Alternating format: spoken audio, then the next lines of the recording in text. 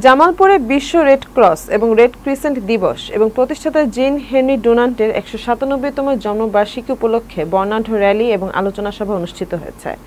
জামালপুর প্রতিনিধি রাশিদুল ইসলাম সম্রাট আইটিভি বাংলাকে জানিয়েছেন, বৃহস্পতিবার সকাল ১০টার সময় Bangladesh red crescent society Jamalpur জেলা ইউনিটের নবগঠিত অ্যাডহক কমিটির আয়োজনে জাতীয় পতাকা উত্তোলন, বর্ণাঢ্য র্যালি, আলোচনা সভা ও কেক কাটার মধ্য দিয়ে মানবতার পক্ষে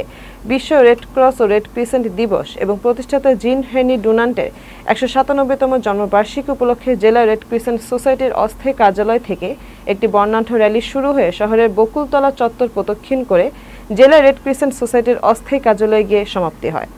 র্যালি শেষে সংক্ষিপ্ত আলোচনা সভায় নবগঠিত অ্যাডহক কমিটির সেক্রেটারি ও সদস্যদের ফুলের শুভেচ্ছা জানান। এই সময় বক্তব্য রাখেন জেলা রেড ক্রিসেন্ট সোসাইটির নবগঠিত অ্যাডহক কমিটির সেক্রেটারি রেজভি আল জামালি রঞ্জু, সদস্য আশরাফুল ইসলাম বুলবুল, জাহাঙ্গীর আলম, ডাক্তার আহমদ আলী আকন্দ সহ বিভিন্ন সরকারি কর্মকর্তাবৃন্দ।